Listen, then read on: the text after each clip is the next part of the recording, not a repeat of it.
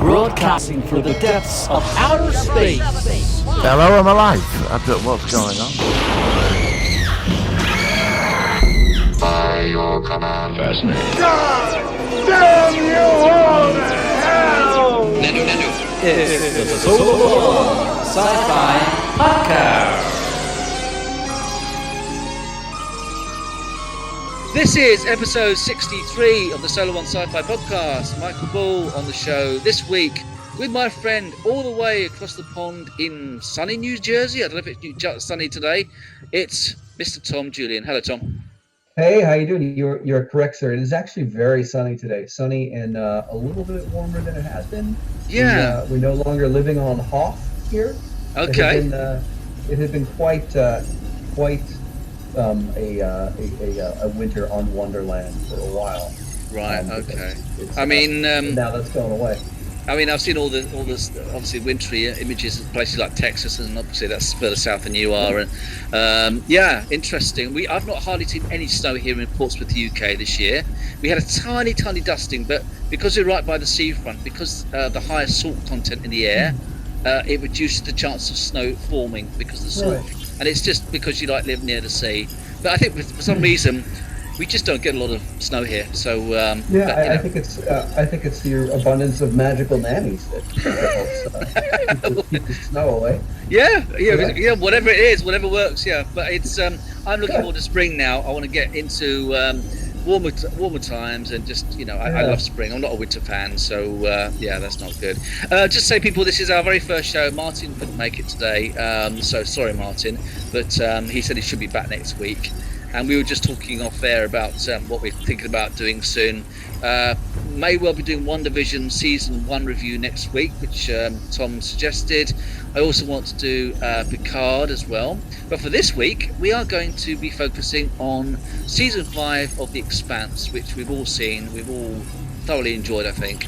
And although we have covered The Expanse before, I think what we're going to do with the podcast, for certain seasons of well-known series, we can go back, talk about the main story of that season, the pros, the cons, the things we like, the surprises. And I think this is going to prove to be a really interesting one for discussion, which is good. We're also going to have a challenge of the week, which, I don't know when you did this, it was a while ago. Tom talked about a film which he sent me a trailer for, and it looked quite bizarre. And today, as promised, I sat down, and luckily it wasn't as long as I thought it was going to be. It's 1 hour 40 minutes, so it wasn't a really 2.5 hour slow, sort of like hog to sort of get through it.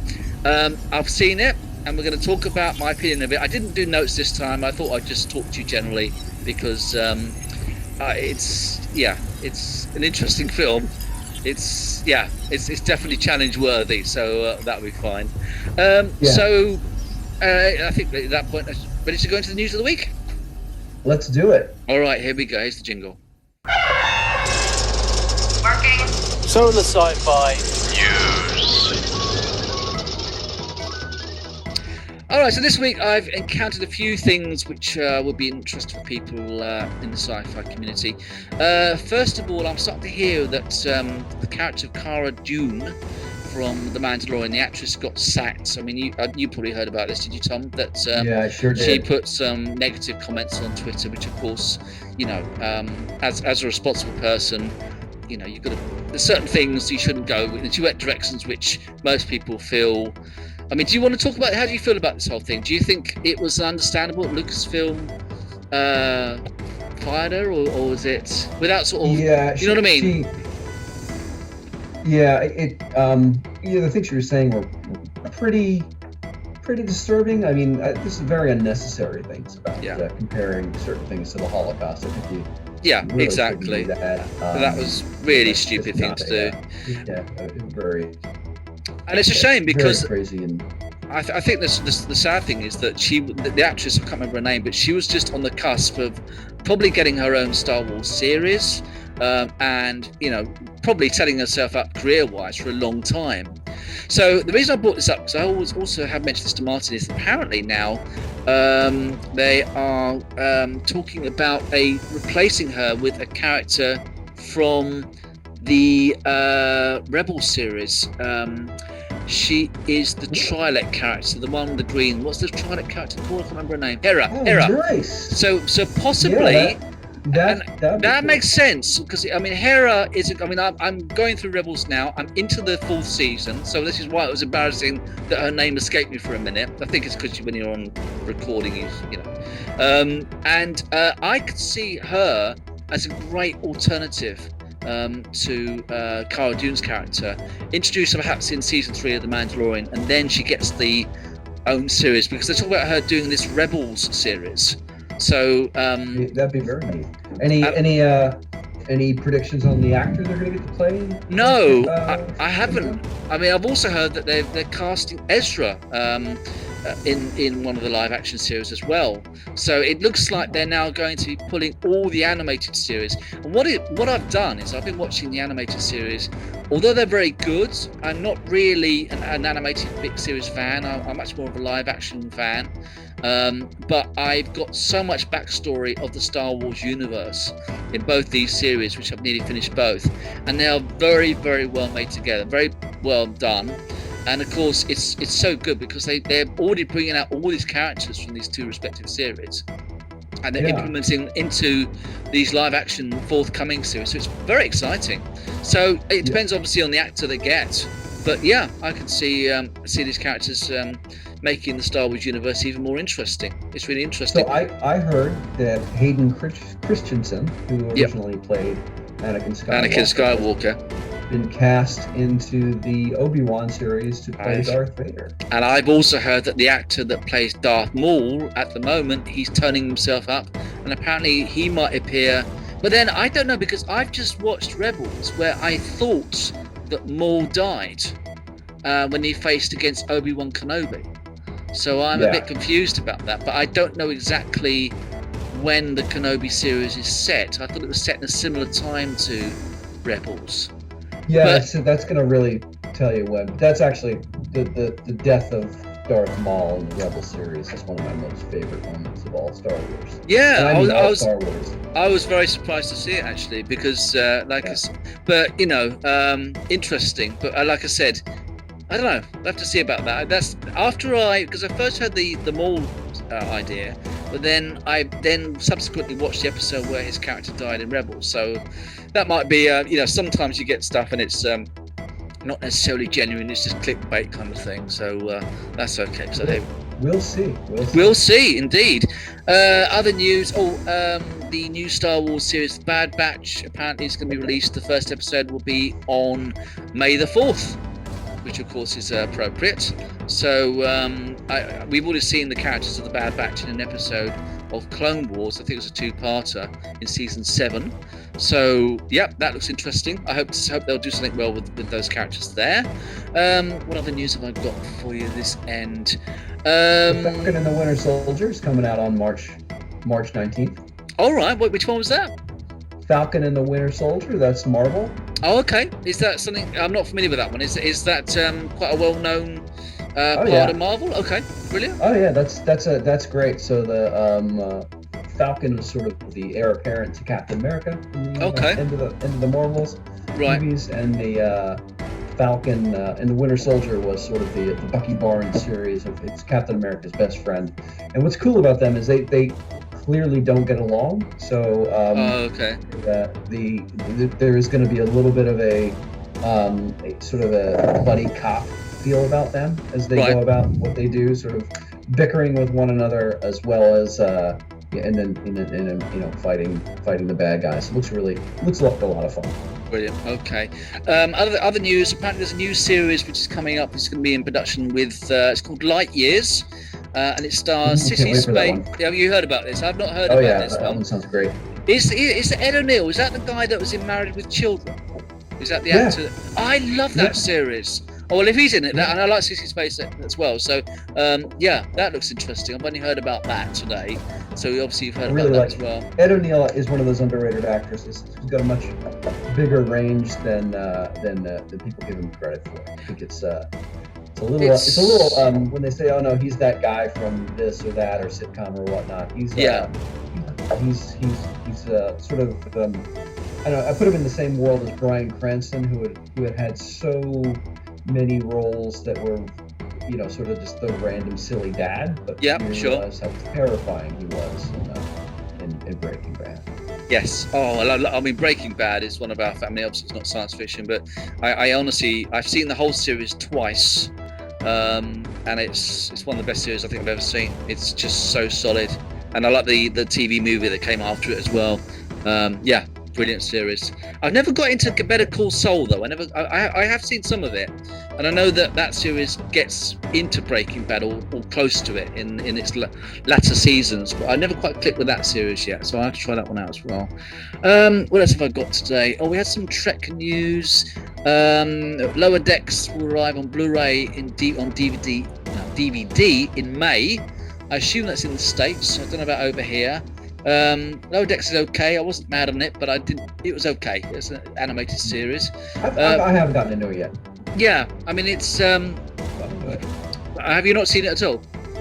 I've seen little bits of it. I've never watched an entire episode of it, to be honest. Yeah, I know what you mean. It's okay. It's all right. I mean, I don't dislike it, but it's like the new cartoon Star Trek series Prodigy, which is going to be particularly focused at children. Although it's got Kate Mulgrew involved, I have to say I don't think I'm going to be trying that out unless it's just really there for me to try. Yeah. I don't know. It doesn't really appeal to me. Apparently, Robert Duncan McNeil, who played Tom Paris in Voyager, he's lobbying Paramount Plus for his own Captain Proton series. I don't know about that with Chaotica and everything. I mean, I remember that was in season 5 of Voyager, and Queen Arachnid or something, and it was all right. I don't know whether it's strong enough to make a whole spin-off series, but that's interesting. Who knows about that? That could be. I always get a little suspicious when an actor is lobbying for their own thing. I remember. I mean, we've had George Takei. He tried to get his own Excelsior series, a Sulu series, years ago, and then Michael Dorn tried to get a Captain Worf series. And they've always failed. So one thing which does look positive on the Voyager side, though, is that there is a new, like a Kickstarter thing for a new Voyager documentary. And it's just like what you left behind with the DS9 documentary, which was fantastic. That was incredibly fun. Thank you for sending that my way. I really that's enjoyed right. it. I forgot about that. I forgot that I told you about that. So you enjoyed it. But at the moment, the funding, they wanted to reach $150,000. It only started recently, and at the moment they had stretch goals. But it's now at $367,000. So it's broken its first stretch goal. It's broken its second stretch goal.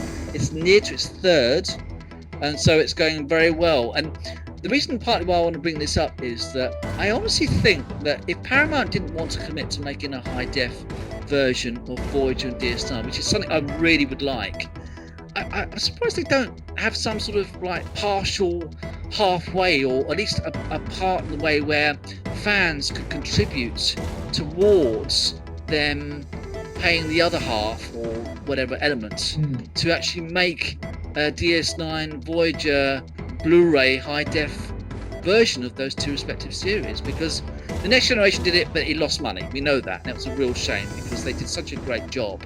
But to me, the 24th century era of Star Trek, for me at least, is probably my favourite era. I just like those respective 3 series all intertwining, and just that point in the time of Star Trek. And of course, DS9 and Voyager, I would be so happy if they did that. I don't know if they ever will. It's just such a shame. I just love to see it in high def. I like to think of that as the golden age of Star Trek. I don't know. I mean, I think of it. I do. I think from the late 80s till the early 2000s, especially the 90s actually, and during that period with all the films as well. Yeah, I would consider that the golden age of Star Trek, where there was so much going on, and it was so much of it was such good high quality. I'd agree. I would say the golden age of Star Trek for me is not the 60s. The 80s it started. It was the 90s. Absolutely. I agree. I agree. I think there was some key mistakes with the later films in that series. Where they sort of faltered a little bit, and I don't think that the Next Generation cast really got what could be considered a send-off that felt right. They wanted to do one more apparently after Nemesis, which would have been a send-off, and of course because Nemesis didn't do well, it was a bit like the reaction to Last Jedi and Solo with Star Wars, because Last Jedi was so badly received, it affected Solo, and that's why they stopped doing these singular movies. But of course with Star Trek that was the same with Nemesis. I actually don't mind Nemesis. I think it had some good points in it, but it didn't feel like it was. It was like missing a something. It was missing something. It was missing heart. It didn't quite identify with the characters. It had Tom Hardy in it. Yeah. As a younger man, and I mean it's got a cool scenario where it's like it could have dovetailed into some more maybe unification type arcs. That would have been interesting, and how that could have affected Picard and the Federation and exactly, and even Spock could have been involved in that, but it kind of just went into sort of Monster of the Week with those F. Murray Abraham's in it, and he's like this guy with all this makeup, and he's trying to live. Yeah, that was the one before. That was Insurrection, wasn't it? Insurrection was. Was it? Yeah, Okay. He was in Insurrection with the Nemesis was the Romulan and obviously Shinzon, so that was the one after. Right. That was the guy that was a clone of Picard. That's what I'm saying. Yeah, but he didn't look anything like. I mixed them up. That's all right. But I guess that speaks to it, is that bit blurred. There's no way to mix up some of the stronger entries, but those are sort of middling. Well, First Contact is considered the best Next Generation movie. I actually like Generations a lot. I think Generations is actually a good link between Kirk and Picard. But like I said, in the end, it's funny, isn't it? But like whatever happened, I mean, like I said, they've got the Star Trek Picard series now. That apparently started filming season 2. In Los Angeles, I think that's been done. Strange New Worlds is just on the cusp of starting to be filmed as well. That's the big one that Martin and me are looking forward to. That I want standalone episodes. I want the ship flying in, Captain's Log. I would like an intro with from Captain Pike at the beginning. That'd be. I mean, I'm really scared they're going to mess it up. I really am. I'm very nervous. I think that has a great opportunity to sort of wink and nod and go back to how things were done in the old days, and just do something really cool and special. Yeah. And move a little bit away from the long arcs and more into the ship of the week type. But also, those are fun. Yeah, absolutely. I was going to say, the best way is having the like most regular recent Doctor Who has got a week arc, but a lot of the episodes are quite standalone or two-parters. And of course, The Mandalorian is exactly the same for the first 2 seasons. With all right, they're going to get Grogu home or to the Jedi, but every episode it was like a different adventure, and you end up doing something else. And I love that. Mandalorian is so good because you could just delve into a random episode like old Star Trek and just enjoy it for half an hour or 45 minutes. That's what I'd like back. It captured a sort of, it's going to be very, almost Mandalorian generally got formulaic. It would be like he goes somewhere, meets someone new, they take him on a side quest, and he's, either taken further away or closer to helping Grogu at the end. Yes, absolutely. It really fits in, if you think about it. That fits in really nicely with the way the classic Star Wars was constructed, with a little bit of story, fun, amazing action scene, and then take you forward a little bit. Absolutely. So I love it. Yeah, me too. One other thing I've been loving is season 2 of For All Mankind has come back. Oh, I've not seen that. Tell me about that. What do you like about it? I love it. I'm sort of an alternate history fan, and it's really the story of what would happen if the Russians got to the moon first. Oh, I love that sort of idea. Yeah. And the first season started off a little bit out of the gate, a little weak, but the second season is doing really well. Right. Just really cool, and like they've got like almost 100 people on the moon, and the Russians are there. We're there. I like that. I mean, there's another series. I don't know what it's called, but it's like an alternate America where Germany won the war, and you see what's that series called? You know what? In the Dark Tower. No, yeah. Is it Fall Tower or something like that? Something like. I mean, it's close to that if it's not exact, but that looks quite good. I just never got around to checking it out, but that looks like something which might be quite interesting to watch. much. Yeah, it's the commitment. But I got one more thing before we jump into our next. Yeah, sure, segment. go for it. I can't. It's not science fiction, but I cannot wait for Coming to America Part 2 to come out. I can't wait. I think it's Friday this week. It's Friday. The I'm cast going looks to see unbelievable. that. I'm a big Eddie Murphy. I love 80s American comedy series. Eddie Murphy. One of my favorite films of all time is Trading Places. And I like Beverly Hills Cop. And I love Coming to America #1 as well. And I've seen that, he's back with all the very characters that he dressed up in the first one. So is Antonio Hall as well, I think his name is. He's in it as well. Looks great. Yeah, we can talk about that a bit next week if you like, to see, get your perspective. Yeah, I just bring it back. I mean, Leslie Jones is in it. Tracy Morgan. The new cast looks great. They're making all kinds of great jokes about Wakanda and stuff like that. It just looks hilarious. I saw some trailers. It looks really funny, and I'd definitely like to check that out. Yeah, and Wesley Snipes is also in it. So he wasn't in the first one. No, he wasn't. He's in this one as like a crazy general. Okay. And he looks fantastic. It looks. I'm definitely looking forward to that. Brilliant. Well, we'll look forward to that. And although it's a sci-fi podcast, I don't mind talking about a few other things which we both like. So yeah, we'll have a talk about it next week and see what we think. Right. I think at that point we'll go into the focus of the week. Here we go.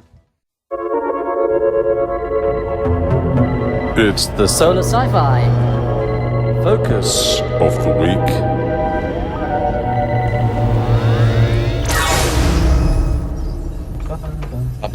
So this week is a big series which we have talked about before, but I think when we focus on the Expanse, I think that's before you came on the show, so we've not talked to you about the show generally, but we really want to focus on season 5 of course, the Expanse.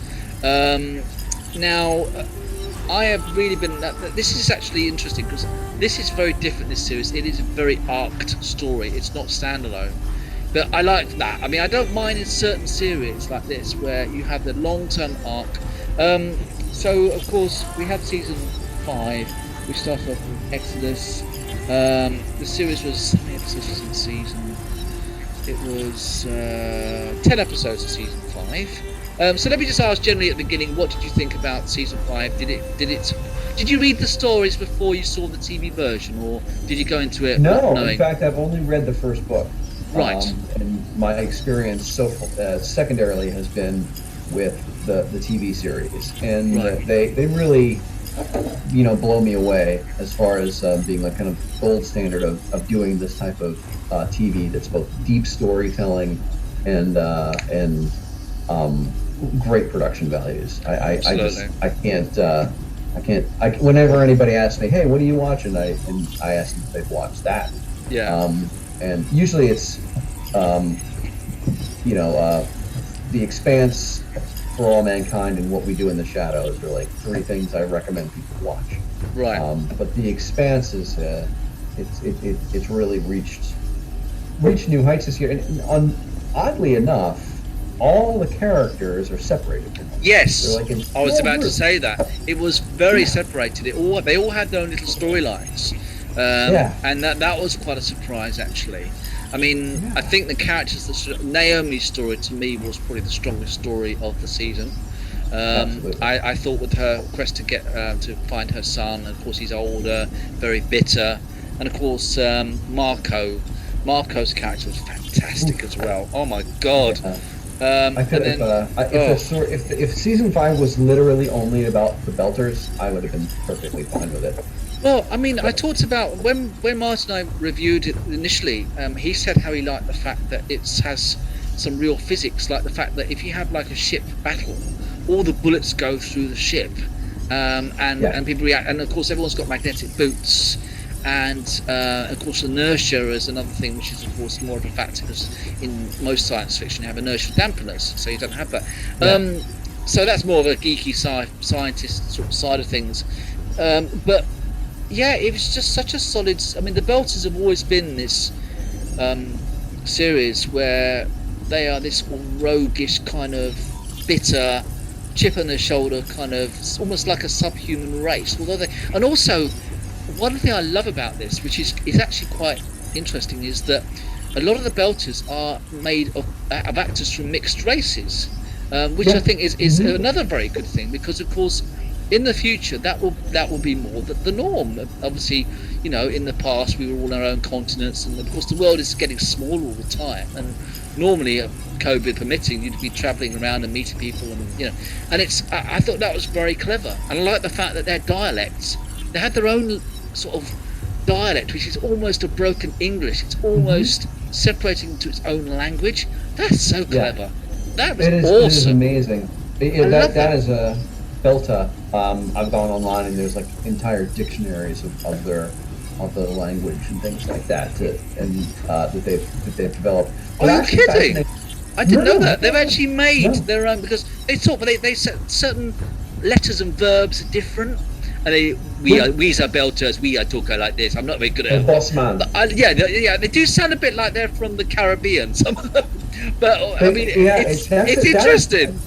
Right, and that, to me, that's almost the more fascinating part of it. I actually thought that was one of the most interesting aspects about the fact that it's not just the language; it's the accent and the way that they communicate. And if you notice, body language, right? And obviously they have their tattoo markings, and it's I love that. That is so cleverly. I've never seen a show which has done that in that way before. Yeah, it is. They've really dove into it. Like they could have done that on the surface. But they did it in a way, very unique. I Jared Harris was on the show, and I hope that he comes back. He's one of my favorite actors. Right. He was on the show as a main belter bad guy, or not even a bad guy, just a main belter. Wasn't he one in the early seasons? He also appeared in Chernobyl. Is that actor? Yes. Yeah, I wonder what happened to him. Did he die? I couldn't know if he died. His character died. I think he's still around. Yeah, I just think he's been off. He was somewhere. great. He was great in that. He really was. He was. Great. But I initially, when I first heard the accent, I thought it was a little weird, because it does kind of sound like a Caribbean accent. It does. But if you listen to it closely, it's like it's not. It's a sort of tangent from that. It's a little everything. It's like Russian, South African. Yes. It's like a mix. Again, that goes back to the mixed races thing, where mixed dialects eventually, because they're so cut off from Earth, they've made their own sort of accent from different parts of the world. But that happens in real life. That happened with Australia, obviously, when that's colonized 200 years ago, and of course America, and I love all that. I think that's fascinating, and it works very well, because like in the UK, literally our accents are a lot more than what I consider American accents. I mean, literally, you can drive down 20 miles down the road and there's a different accent. And there's literally about 50. I should send you a link somewhere. There's about 50 different British regional accents, because I think it's like, from my perspective, an American accent, I can normally just tell a general American accent, a gruff New York accent, and the southern twang, that to me. But of course, over here, that's about right. That's that's the three main ones. There's like a Midwestern accent, like that's really kind of based on, if you see anybody on TV, like a talk show host. Yeah. Like they're using a sort of flat regular accent. Then you have the New York accent. Then the Boston accent is also really, really distinctive. Right. Somebody from Boston. That's almost like somebody from it's very heavily influenced by the Irish accent. I was going to say we have so many as well. I mean, we have like Liverpool. We talk like that. Liverpool, like, all right. That's how they talk. That's how they are in Liverpool. So, and then you have obviously the Peaky Blinders accent. Which one? The Peaky Blinders. Peaky Blinders. Which one's that? Well, you've never seen that show? No. Oh my God! You've never seen Peaky Blinders? I've heard of it. Okay. Actually, you might have mentioned that before. Actually, it's extremely well done trash TV. It's gangsters in northern England in the 20s, and they're all dressed to the nines, and they're violent, and they smoke and drink all the time. Okay. Storylines are outlandish, but really pretty neat, and random, like Winston Churchill shows up once in a while. It's a great show. It's one of those things that I like to refer to it as beautiful nonsense. Yeah. Like if you ever watch one of my other favorite shows, the new Pope or the young Pope that came out a couple of years ago on HBO. It starred.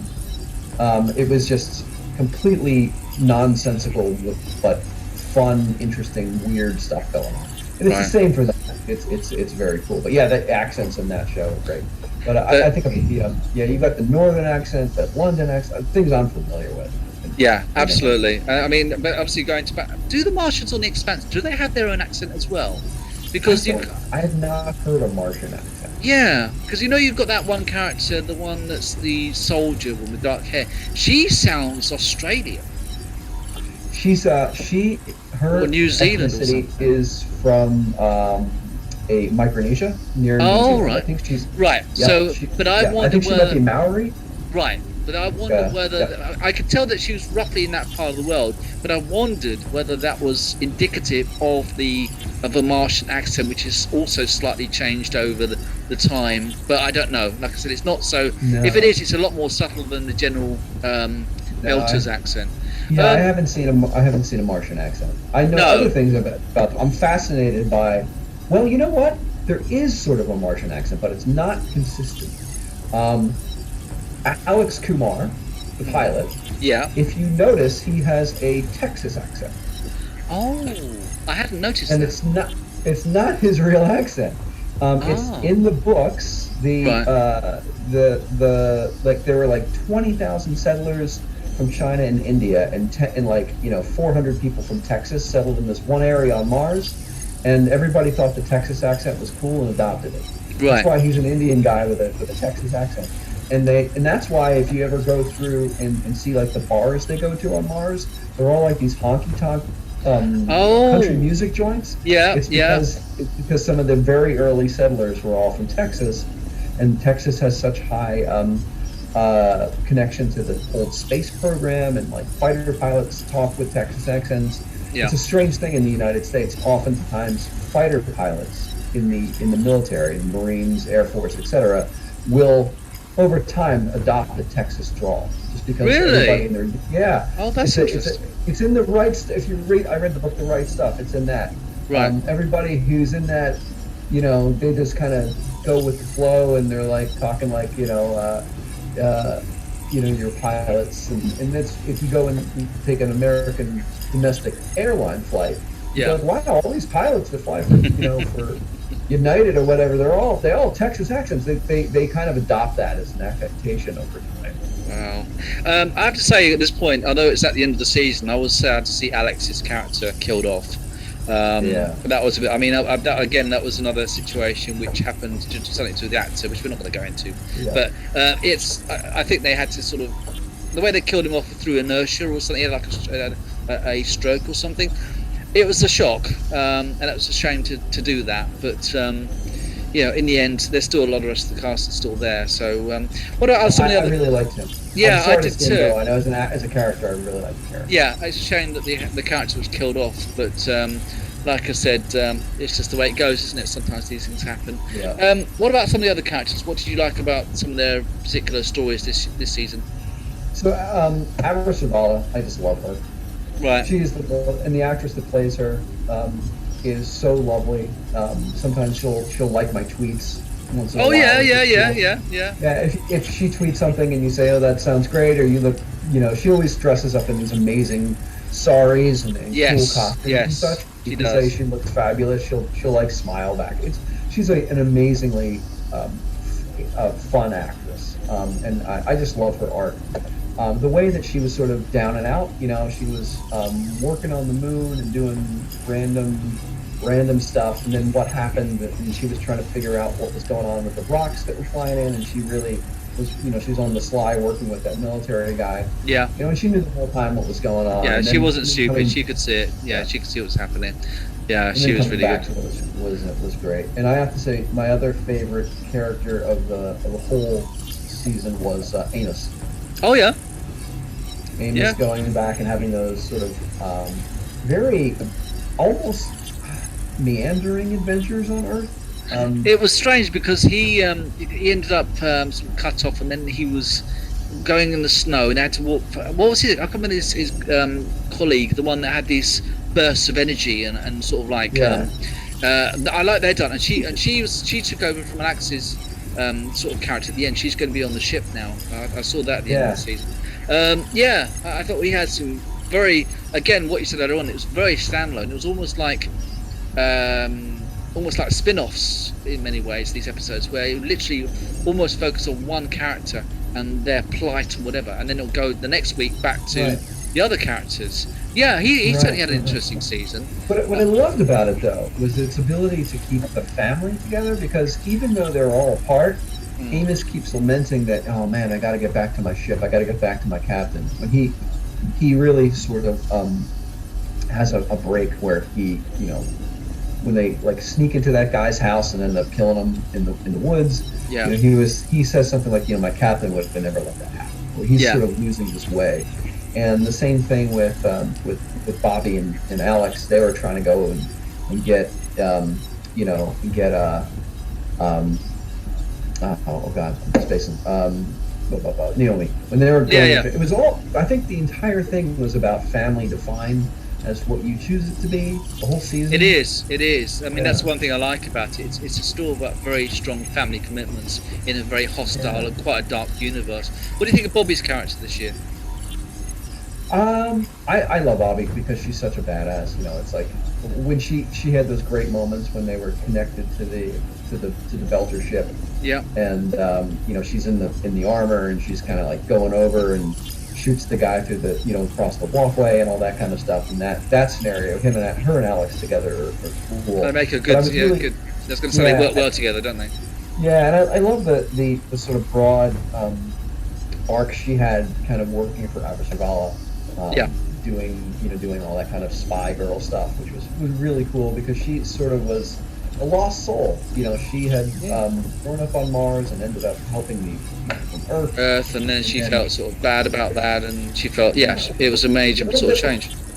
Ostracized, to be honest. Like you know, she'd show up places and people would turn her back, and they didn't want anything to do with her. Yeah. And now at the end of the season, she ends up sort of being an ambassador to Mars. Sure. Some capacity, but craziness, you know, galore going on. But I think we have to talk more about the Belters and more what was going on with Naomi's family with her son. Yeah. That was to me that was one of the main focuses of the year was Naomi with the estranged relationship with her son, and of course, you know, he was so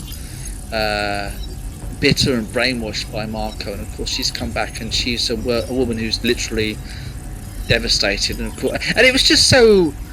It's just the way it went. It was just so solid. And I honestly thought at one point Naomi's character was going to be killed off, especially when she ended up in the airlock. And she looked like she was going to die. That was brutal. Oh my god! You know, it was so.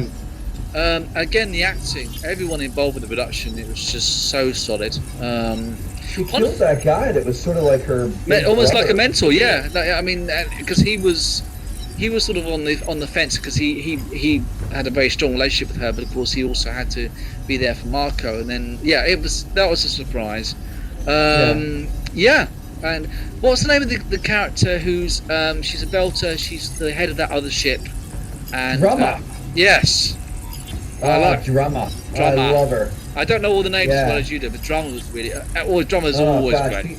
I mean, and that even comes back to the theme of family, like her and her little fleet of 2 ships, and they were sort of this family, you know, polyamorous family that, you know, spent all their time together and did what they had to. And really, when they were sort of pressed into Marco's Free Navy, I mean, they didn't have a choice, and they had to switch and give their crew member to Marcos, and they took Marcos' crew member.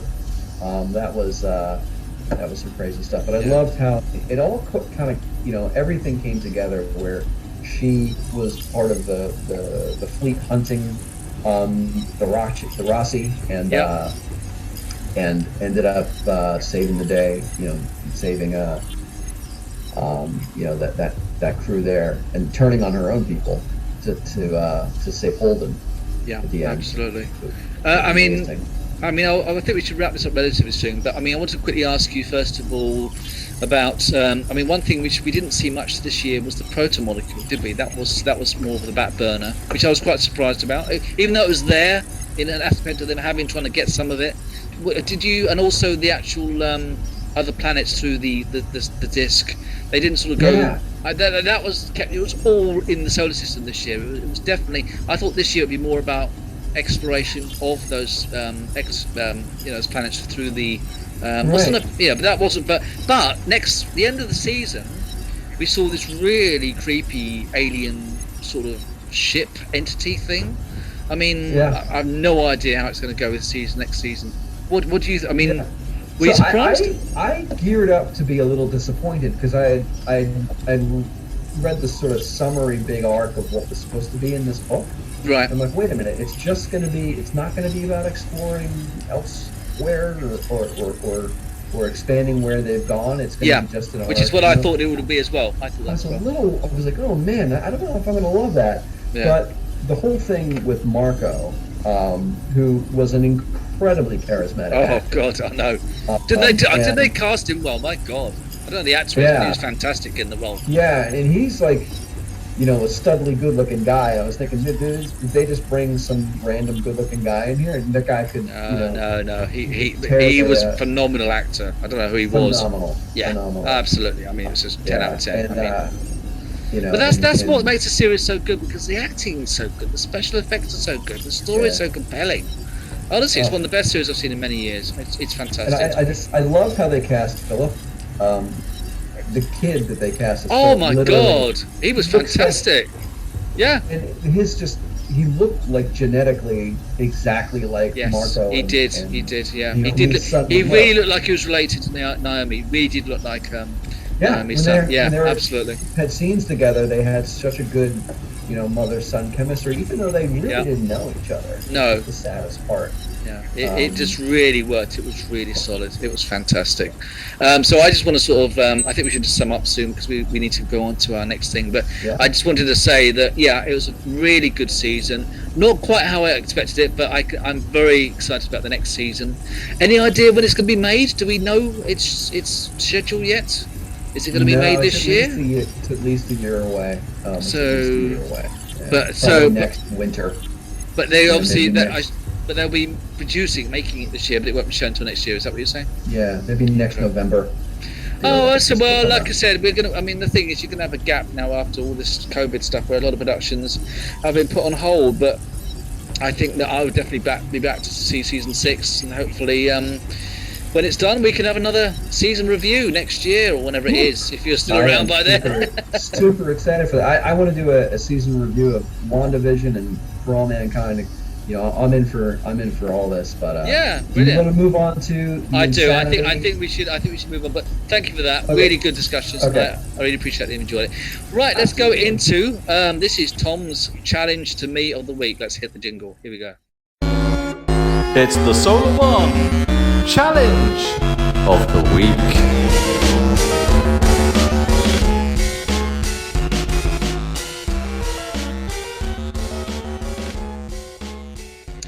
All right, so let's just quickly nip some look because we are sort of running out of time quite soon.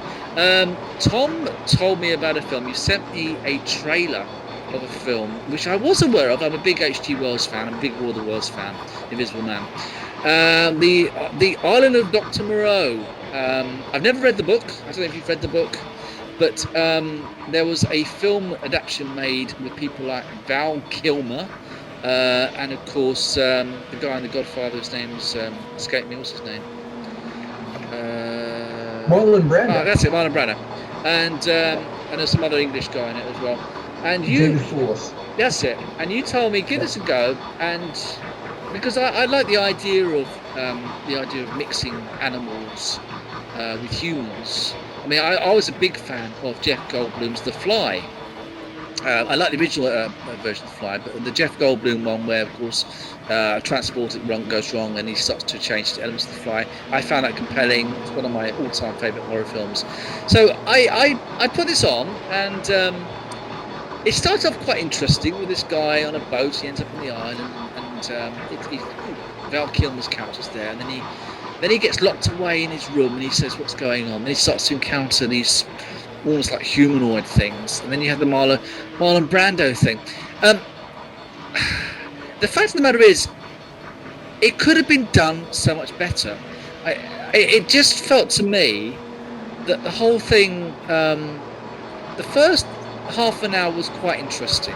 I thought it was building up to something interesting. But the second half, it was literally humanoid people infighting with machine guns, shooting each other. Marlon Brando's character's killed off.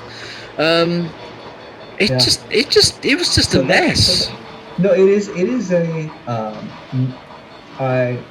It's not just the film that's a mess, but the creation of this film is a mess. So tell me what you think about it, because you're the one that told me about it. I love sort of the concept of disaster. Right. For me, I don't want to hear what went right. I love to hear what went wrong. You know, if you ever watch the documentary about the making of the film Apocalypse Now, right. It's very similar to this. You know, people. You know, giant egos clashing, you know, storms and things getting washed away. If you think about the... I like apocalyptic films. I do. But I like apocalyptic films that end up being apocalyptic, like Waterworld, if you remember that movie. Yeah. That was an incredibly crazy production. So that was another one which was had a lot of issues. I know about Waterworld. Yeah. So this movie... You know, they sacked the original director. They brought in, you know, a new guy. Basically, they're writing the script as they're sitting they're going with it. They're literally filling in the gaps and just sort of going along with it as it was being produced. And Marlon Brando was so bored. He just filmed it in. I mean, Marlon Brando looked like he couldn't give a damn what he was doing. Quite frankly, he sat there. He put a bucket on his head, and everyone was so in awe of Marlon Brando that no one told him to take it off. Yeah, you know, that was part of it. He's like, I don't give a shit. Yeah. So apparently he hated Val Kilmer. Val Kilmer hated him. I don't know. If I was a youngish actor like Val Kilmer and I got to work with Marlon Brando, I'd be pretty. I'd be in awe. I'd be in his awe. I would certainly be. But maybe Marlon Brando sort of had a bit of an attitude problem. Maybe rubbed up people the wrong way. You know. I'm sure. When you sort of like present yourself, if you've got if you act in a certain way which is disrespectful or rude and nasty, you automatically people are going to form an opinion of you. It's just the natural. It's the way of humanity works. So if he came along as like, oh, I've been in all these films, I've been in The Godfather, I've got this silly film with people dressed up as tigers and cats and things, and maybe he just had an attitude about the storyline itself. I don't know. He's obviously just there for the money. From what I understand, most of the problems came with from the studio hating the director and firing the director, and Val Kilmer being uncontrollable ego. I mean, Marlon Brando kind of being like, whatever. But then, lots of other issues with casting. I thought some of the soundtrack was all right. Some of the soundtrack actually sounded quite good. It wasn't too long. I actually thought that when I was going to see it, it was going to be like 2.5 hours, because Water was another long film. This wasn't too long. But I can see what you said about there's a lot of issues about this, especially, of course, going into this knowing about, as you said, about the production issues and the people quitting and actors not getting on well. I'm glad I saw it, though, because it is an interesting idea, but it just felt flat. It just... It totally did. I'm surprised it even vaguely connects as a film, considering how crazy it was. But when you hear something really fun, go for it. Tamora Morrison is one of the hybrids in this. Tamora Morrison is the guy that plays Boba Fett. Oh, you're joking! No, was he? Oh, I wish I'd seen that. As the Zella. Morrison. Oh my god! I know that Ron Perlman's in it, and of course he was in lots of things. In it. Slayer of the Law. I love Ron Perlman. I like Ron Perlman. He's in quite a few things, and he was also in Sergeant Nemesis as well. But lots of things he's been in. Hellboy as well. He was in. But it was definitely a failed attempt. I don't know if it's an H.G. Wells book. I think it's one of his lesser popular sci-fi books compared to War of the Worlds and The Invisible Man. Yeah, I'm glad I saw it though. Thank you for that. It's a shame. No, it's good. It's good. It's good to talk about these things. I don't think it's a good movie. I think it's a crazy movie. I think it's worth watching as a fan of cinema. Yeah, to understand it is. The insanity which can happen when people try to do art together. And absolutely. Egos and such that clash. I would almost think I would love to watch like a comedy version of the making of it. But to be honest, there is a comedy version of the making. They just to say, The Simpsons did do a parody of this film, an episode, yes. A Treehouse of Horror. Have you seen Tropic Thunder? No. Tropic Thunder is essentially a comedy version of the making of Apocalypse Now. Okay, that sounds good. It is extremely funny, very crude, but extremely. That's funny. right. I don't mind. I've got quite a crude sense of humor. Robert Downey Jr. is in it, and all kinds of other folks are in it. It's fantastic. Now, if you like apocalyptic films, I saw a film this week. I think it was called The Quiet Place, and it was actually a New Zealand cult film. I've not come across many New Zealand films. It's about this guy who wakes up in a city in New Zealand and everyone's just disappeared. They're all gone, and he's alone. It's a bit like films like The Omega Man or I Am Legend, which was the same story. If you ever come across it, it's well worth checking out, because this one is a good film. So, mind you, we could challenge each other to films which, not necessarily all terrible. I don't know. So maybe at some point. I like that idea.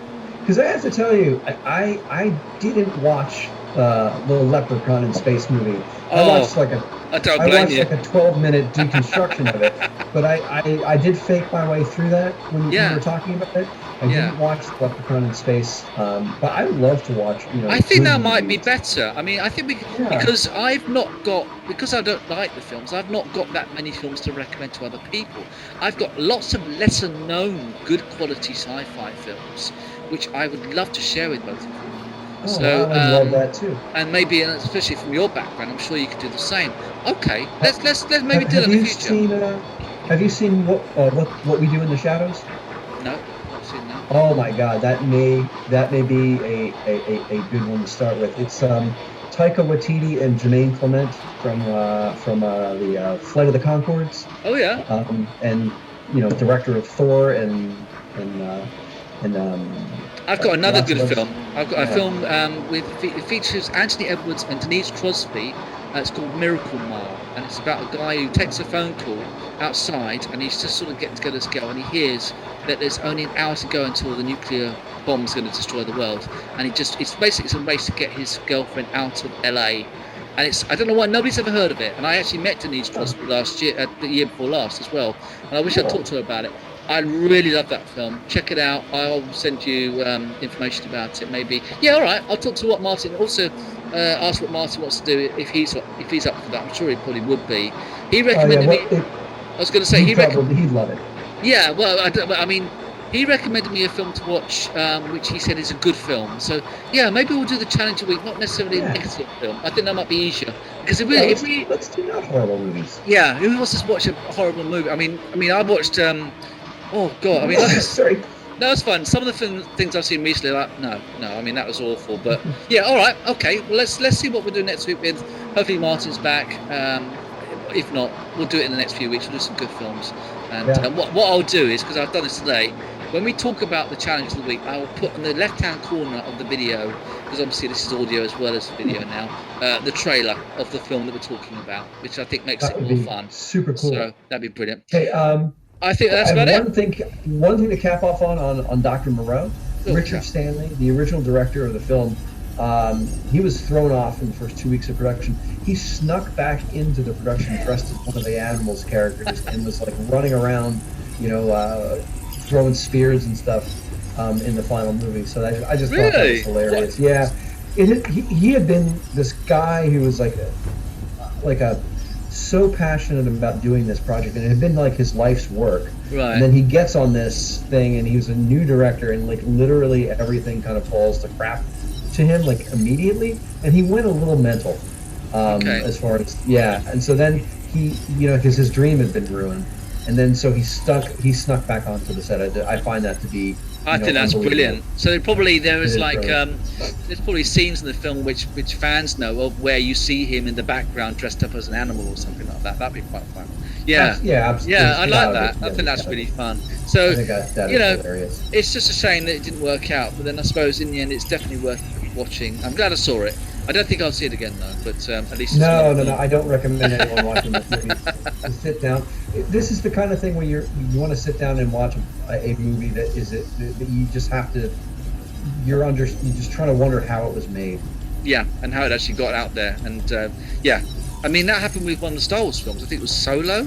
I think what's the guy in Happy Days? The one, it's Ron Perlman.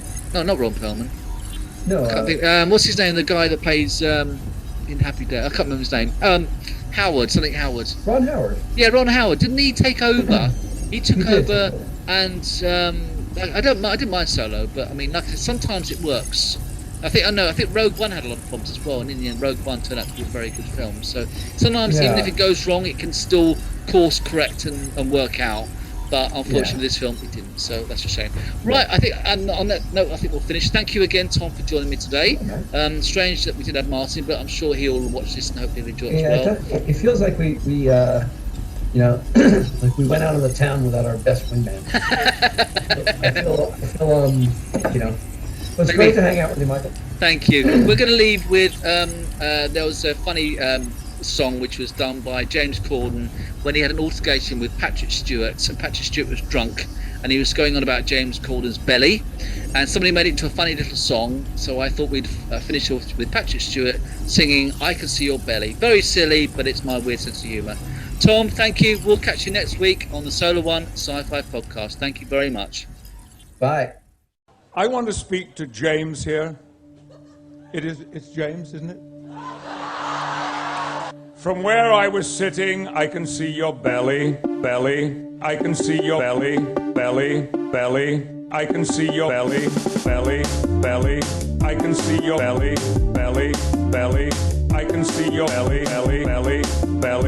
I can see your belly. I can see your belly. Sorry, I'm waiting for the punchline. Okay, Ellie. One more. Sorry, I'm waiting for the punchline. Okay, Ellie. One more. If you fancy the Jonas Brothers, cover your belly. If you fancy the Jonas Brothers, cover your belly. Belly. I can see your belly. Belly. You can see my belly. Cover your belly. Belly. I can see your belly. Belly. You can see my belly. Cover your belly. Sorry, I'm waiting for the punchline. Okay, Ellie. No, seriously, go on. Sorry, I'm waiting for the punchline. Okay, Ellie. No, seriously, go on. These people down here can see your belly. These people down here can see your belly. These people down here can see your belly. These people down here. Cover your belly. Belly. I can see your belly. Belly. I can see your belly. Belly. I can see your belly. Belly. I can see your belly. Belly. I can see your belly. Belly. I can see your cover your belly. Belly. I can see your belly. Belly. I can see your cover your belly. Can we get a taxi ready, please? Cover your belly.